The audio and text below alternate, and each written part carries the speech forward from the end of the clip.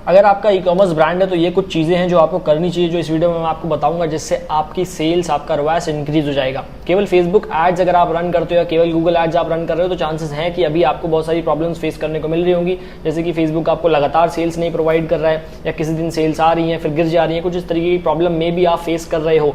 और अगर इसको सॉल्व करने के लिए केवल आप एड्स मैनेजर में ही चेंजेस करते जा रहे हो तो चांसेस है कि वो प्रॉब्लम पूरी तरीके से सॉल्व नहीं होगी।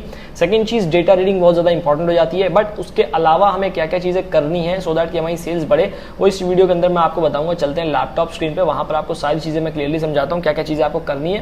प्लस उसके पहले if you are new make sure that you subscribe the channel और लाइक कर देना। बाकी चलते हैं लैपटॉप स्क्रीन पे।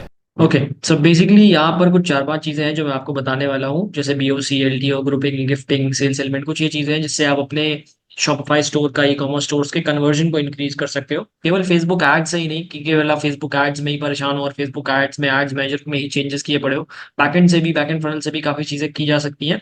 सो उसमें सबसे पहला है आपका बीओसी, विच इज़ बेसिकली कि आप किस तरीके से बंडल ऑफर क्रिएशन कर रहे हो, आप किस तरीके से बंडल ऑफर क्रिएट करते हो, क्योंकि बंडल ऑफर कभी कभार काफ़ी हेल्प करते हैं आपको सेल्स को ग्रो करने में, क्योंकि ये आपकी एवरेज ऑर्डर वैल्यू को इंक्रीज कर देते हैं।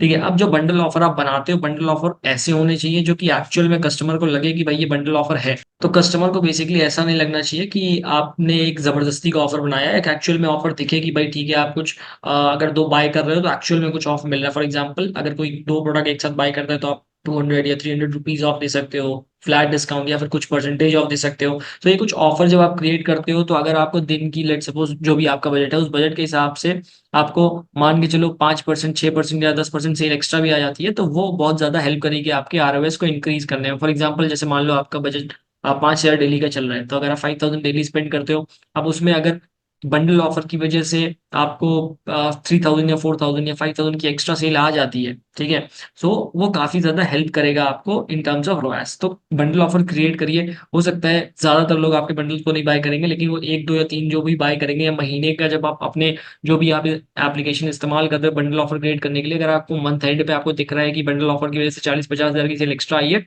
तो वो आपको काफी ज्यादा हेल्प कर देगी इन टर्म्स ऑफ प्रॉफिटेबिलिटी या इन टर्म्स ऑफ सर्वाइवल। तो बंडल ऑफर काफी अच्छा वर्क करते हैं। आपको ये रेगुलर बेसिस पे नहीं दिखेगा कि रेगुलर आपके बंडल ऑफर से बहुत सेल आ रही है। हाँ, अगर आपका बजट काफी ज्यादा है, 10-20 हजार, 30 हजार पर डे आप स्पेंड कर रहे हो, तो मे बी वो दिखता है। बाकी लो बजट है तो आपको डेली बेसिस पे नहीं दिखेगा, बट हाँ, एक महीने के एंड में आपको जाकर के बढ़िया एक रिजल्ट दिख जाएगा। अगर महीने के एंड में 30-40 हजार एक्स्ट्रा ऐड हो गए तो बढ़िया बात है। सो आप ऑटोमेटिक बंडल्स बना सकते हो, मैनुअल बंडल्स बना सकते हो, यानी कि आप खुद सेलेक्ट कर सकते हो कि कौन से प्रोडक्ट बंडल्स में जाए, कौन से प्रोडक्ट बंडल में ना जाए। ठीक है, फॉर एग्जांपल, अब जैसे आप किसी प्रोडक्ट को नहीं डालना चाहते हो बंडल पे, तो वो भी आप सेलेक्ट कर सकते हो। आप शॉपिफाई पे, अगर आपकी वेबसाइट है तो आपके लिए बहुत आसान है काम, लेकिन अगर कहीं और है तो भाई दिक्कत हो जाएगी, तो वो आपको फिगर आउट करना पड़ेगा। अगर शॉपिफाई पे है तो शॉपिफाई पे काफी सारे ऐप्स मिल जाते हैं आपको। ठीक है, जैसे सेल इजी करके एक ऐप है, उसका आप इस्तेमाल कर सकते हो टू क्रिएट बंडल्स। अब वहां पर क्या है, ऑटोमेटिक बंडल्स, मैनुअल बंडल्स दोनों बनते हैं। यानी कि मान लो कि कोई ऐसा प्रोडक्ट है जो आप बंडल में नहीं डालना चाहते हो, जिसकी प्राइसिंग ज्यादा है, या आप उसे ऐसे फ्री में नहीं देना चाहते, तो उस प्रोडक्ट को आप हटा सकते हो। या कोई स्पेसिफिक प्रोडक्ट ही अगर लगाना चाहते हो तो स्पेसिफिक प्रोडक्ट भी लगा सकते हो। तो उससे भी काम चल जाता है। मान लो कोई प्रोडक्ट ऐसा है जो आपका स्टॉक में फंसा पड़ा हुआ है, उसको निकालना है, तो हर प्रोडक्ट के नीचे आप उसको डाल सकते हो कि भाई हर प्रोडक्ट के नीचे उसको आप दिखाओगे, तो उससे क्या है, चांसेस है कि वो प्रोडक्ट धीरे धीरे करके निकल जाएगा। सो इस तरीके से आप एक बंडल ऑफर से अपना कन्वर्जन इंक्रीज करते हो। देन सेकंड बात आती है आपकी एलटीओ की, जैसे कि अगर आपके पास लोग आ रहे हैं लगातार बेसिस पे, तो आप वहां पर क्या कर सकते हो, आप वहां पर एक लिमिटेड स्टॉक अवेलेबिलिटी का सेक्शन डाल सकते हो। ठीक है, ये यहाँ पर वो ऐसे प्रोडक्ट हो सकते हैं जो एक्चुअल में लिमिटेड स्टॉक हो, या फिर जो आपके प्रोडक्ट डेड स्टॉक में पड़े हुए हैं उनको, तो आप लिमिटेड टाइम ऑफर दे सकते हो या लिमिटेड टाइम स्टॉक रख सकते हो कि भाई लेट सपोज कि 10 तारीख तक ही आपको ये प्रोडक्ट मिलेंगे, या 12 तारीख तक ही आपको ये प्रोडक्ट मिलेंगे। टाइम फिक्स है कि भाई इतने टाइम तक ही रहेगा, तो वो टाइम लेकर के आप बना देते हो कि भाई लिमिटेड स्टॉक है। ठीक है, प्लस एक्सक्लूसिव लॉन्चेस होते हैं, जैसे कि आपने कुछ लॉन्च कर रहे हो आप, तो अपने इंस्टाग्राम पे, सोशल मीडिया पे, व्हाट्सएप पे, आप हर एक जगह पे इसको लॉन्चेस को शो कर सकते हो। एड्स में अवेयरनेस एंगेजमेंट की एड चला सकते हो, थोड़ी बहुत, बहुत ज्यादा पैसे वेस्ट करने की जरूरत नहीं है अवेयरनेस एंगेजमेंट, बट 100-150 रुपए की ऐड आप आराम से डेली बेसिस पे चला सकते हो। देन जो सबसे इंपॉर्टेंट पार्ट आता है यहाँ पर, वो आता है व्हाट्सएप ब्रॉडकास्टिंग का। ठीक है, अब व्हाट्सएप ब्रॉडकास्टिंग ये होती है कि जो आपके ऑलरेडी एग्जिस्टिंग कस्टमर हैं, ठीक है, आप उन सारे कस्टमर को महीने में एक बार व्हाट्सएप पे मैसेज शेयर करते हो।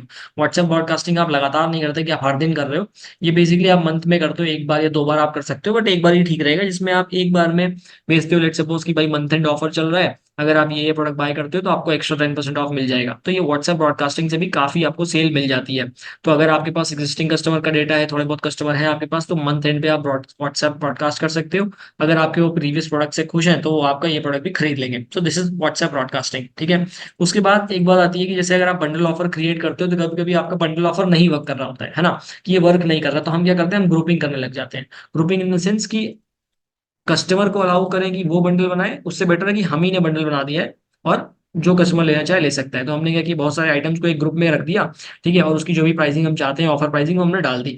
तो यहाँ पर क्या है, लोगों के लिए आसान हो जाता है, लोगों को ज्यादा खुद से चूज नहीं करना पड़ता। क्योंकि कई बार क्या होता है कि जब आप, आपकी वेबसाइट है, आपके पास काफी सारे प्रोडक्ट है और आप सबके बंडल क्रिएट कर रहे हो, तो वहां पर क्या होता है कि कस्टमर कभी कभी कंफ्यूज हो जाता है कौन सा बाय करे कौन सा ना बाय करे।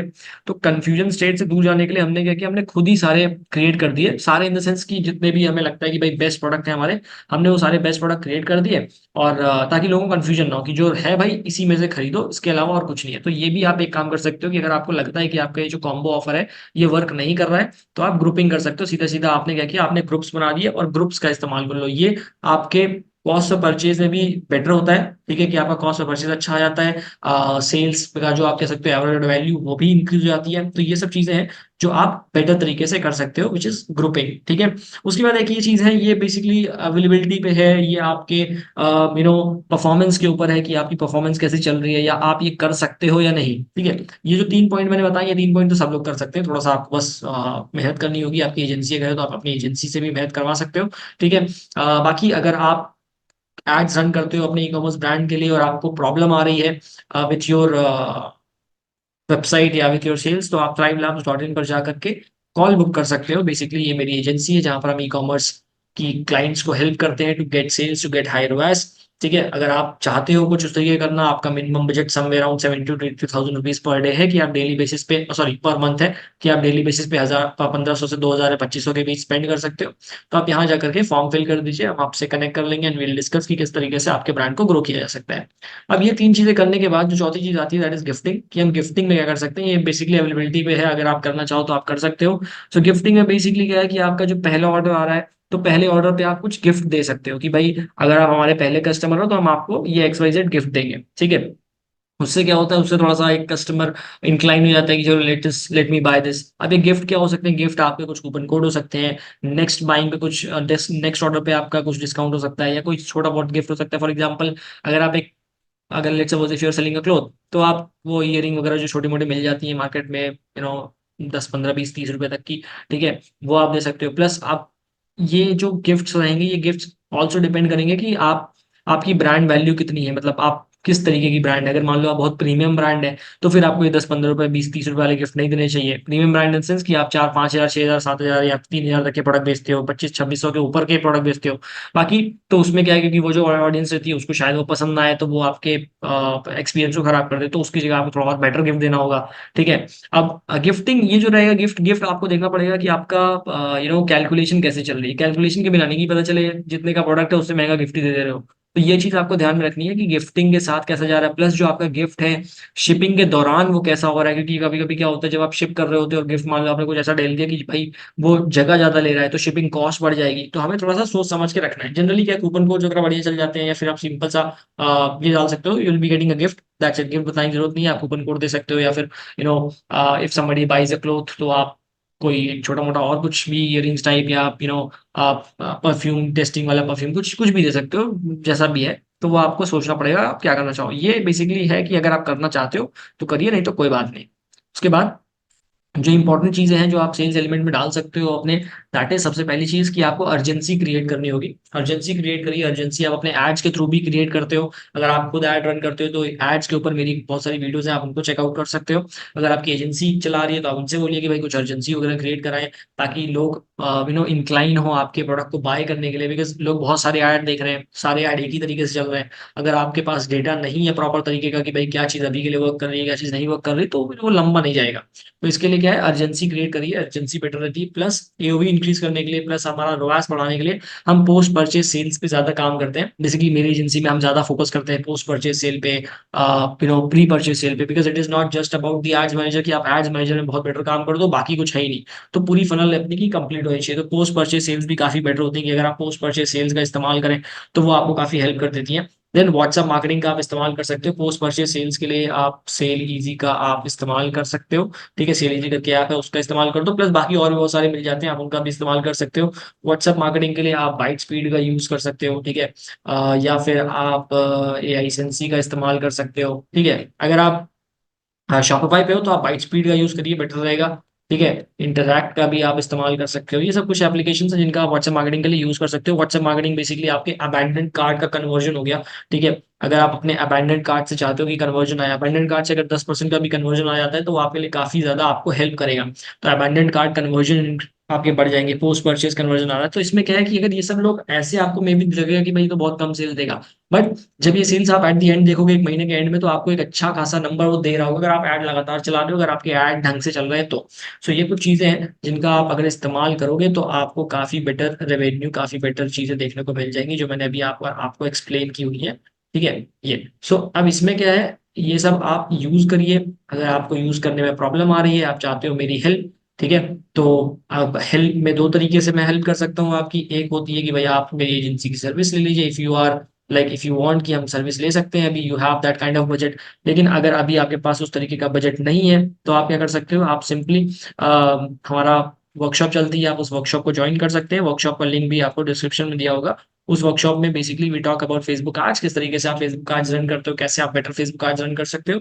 तो वो सारी चीजें आपको डिस्क्रिप्शन में मिल जाएंगी, तो आप चाहो तो उसको भी ज्वाइन कर सकते हो, इट्स फ्री। बाकी सब्सक्राइब कर देना चैनल को अगर नए हो तो, और लाइक कर दो इस वीडियो को।